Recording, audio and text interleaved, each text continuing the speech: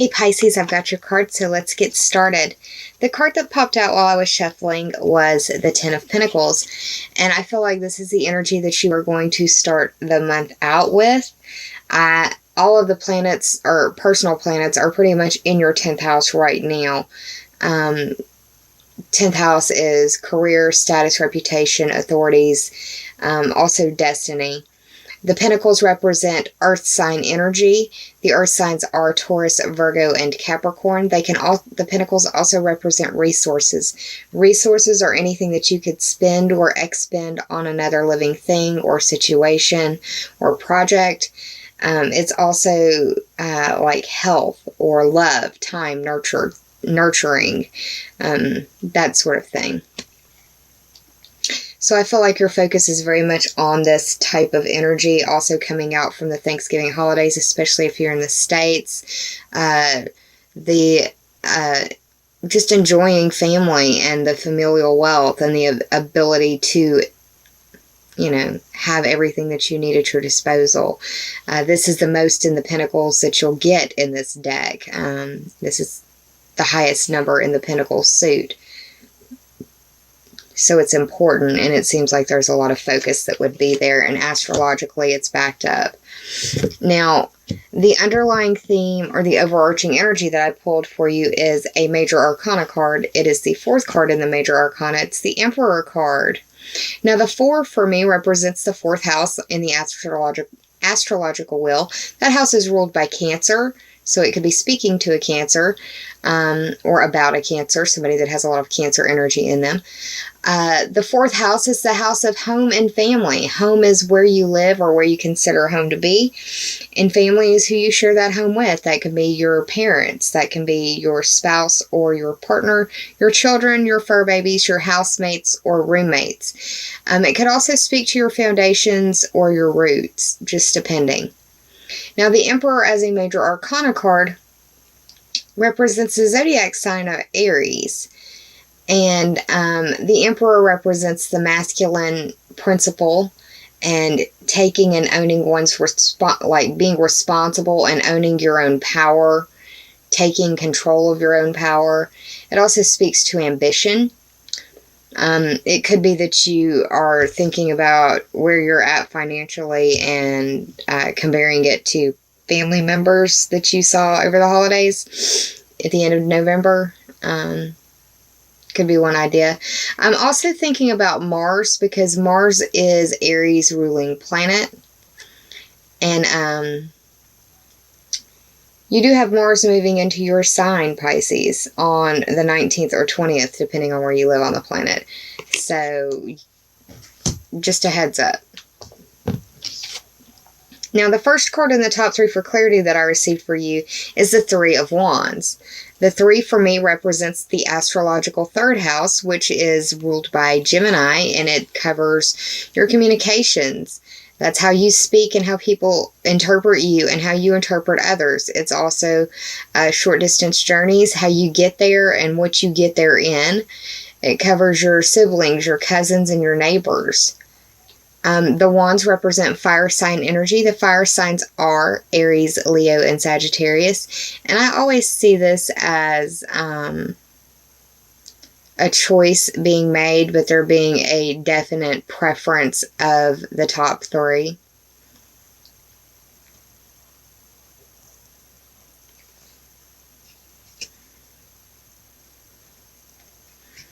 It could be that you are mulling over an idea because you are going to be having Mercury going retrograde this month. So it could be the fact that you are dealing with communications in some way, or a choice in some way that you are that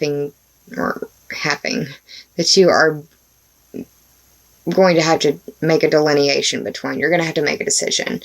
But it seems as though there is a preferred of at least 3 different options. I feel like the choice is something that you've been struggling with at least for a short while, if not longer. The reason I say a short while is Mercury, like I said, is going retrograde mid-month, but you are probably getting a flavor of what these choices are going to be now as I'm shooting this, or as you're viewing this, because Mercury isn't retrograde yet. This is the Two of Swords.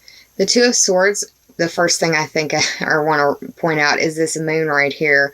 The full moon at 22 degrees of Gemini is in your 4th house, and that's home and family, or roots and foundations. Now the 2 for me represents the astrological 2nd house. That's ruled by Taurus, and that's your money, possessions, earning ability, self-esteem, your values, anything you could point to or acknowledge as mine, or you would introduce as mine, would probably qualify or classify under this.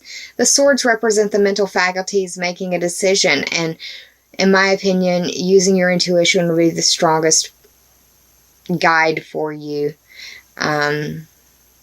She has no clear favorites here. The swords represent air sign energy, and the air signs are Gemini, Libra, and Aquarius. It's an emotional decision for you because of the blue in the background.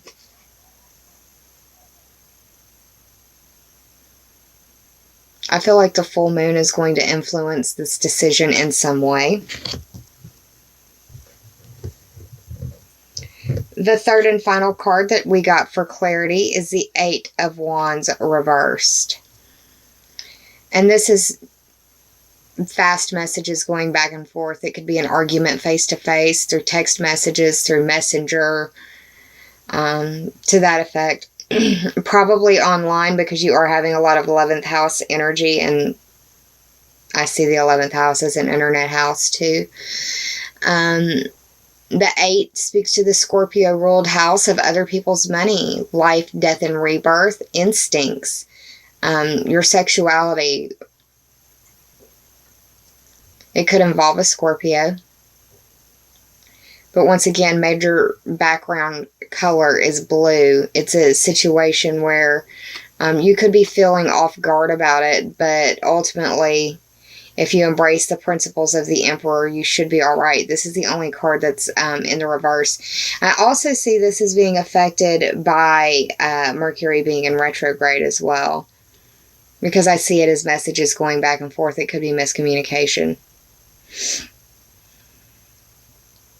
Just be in your integrity, be authentic, and you can only be responsible for what you say, not what other people, or not how other people interpret it. You can explain what you were talking about, but that's all you can do. I did the tarot math for this. You received the 10 for the 10 of Pentacles, 3 for the 3 of Wands, 2 for the 2 of Swords, 8 for the 8 of Wands, and 4 for the Emperor. That added up to 27. 2 plus 7 is 9. And 9 is, for me, speaking to the 9th house on the astrological wheel, which is ruled by Sagittarius. And it covers foreign people, foreign places, foreign things. It covers the study of foreign languages, philosophy, religion, astrology. It can also speak to legal system matters or political matters. It speaks to the higher mind. It speaks to your worldview expanded through study or travel. It's long distance trips. I don't know if I said that or not. Questing and adventure. It's a pretty big house, and it could be, involving a Sagittarius as well. There's a lot of Wands energy, which, fire sign, Aries, Leo, Sagittarius. Maybe Aries as well, because the Emperor showed up, and that is representative of the zodiac sign of Aries. But let's move on to the Oracle cards. The first of the 2 that you received from the Sacred Rebels Oracle deck by Elena Fairchild.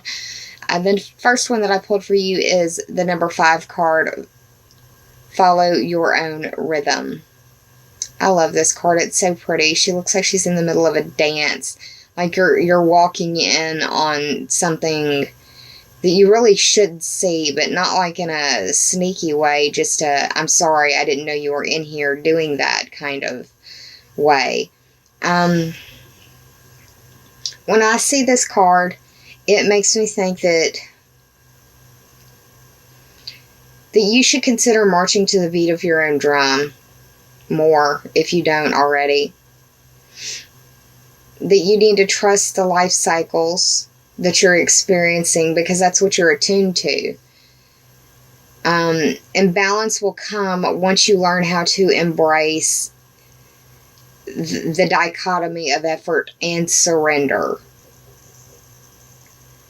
And that you need to honor your need for rest and replenishment.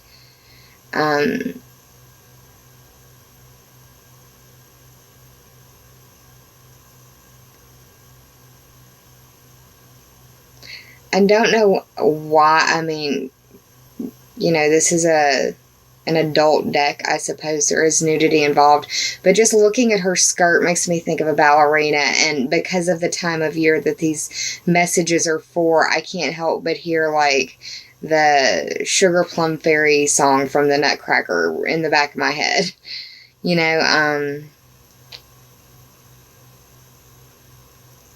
Don't allow this holiday season to run you ragged.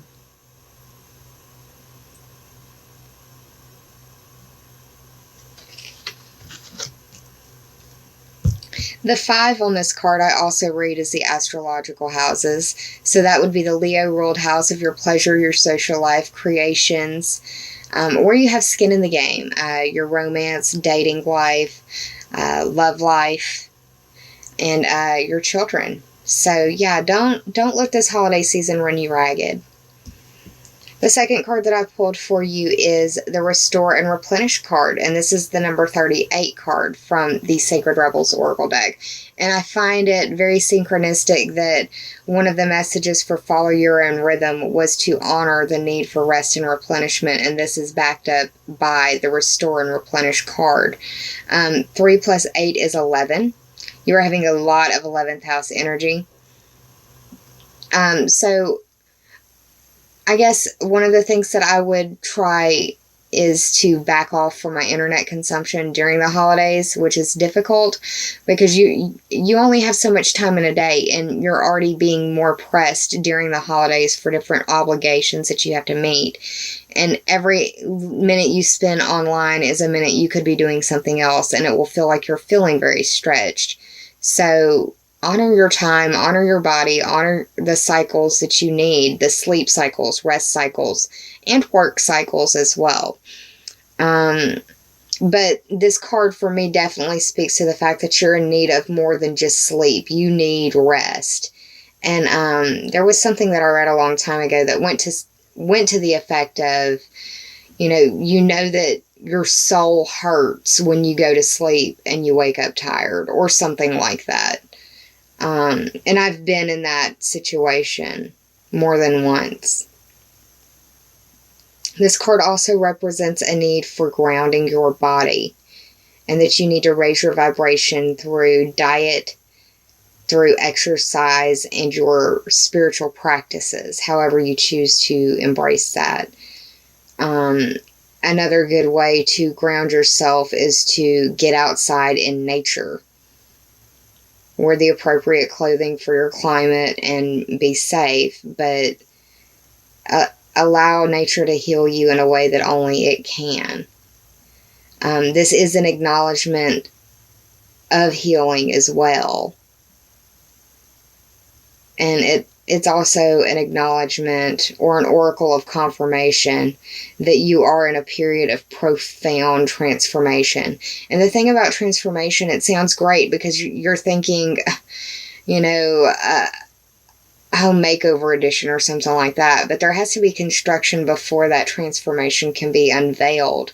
And the construction period, that work period, is never fun, and it can be painful. It can be downright hurtful. But you can't get to that new version without that process. So yeah, Pisces, that's what I see what's going on for you in December. I hope that you have a wonderful holiday season. Please take care of yourself and be kind to yourself and save some of that kindness for others, because we're all struggling with very private battles that some of us may never speak about to another living soul. I hope that you make memories with your loved ones, because those are things you don't necessarily have to buy and no one can take away from you. It's the holiday season. Be kind. I'll be around for your mid-month reading to pull a few more cards for you. Hopefully give you a little bit more information about the full moon as well. But until then, take care of yourself, Pisces, and namaste, y'all.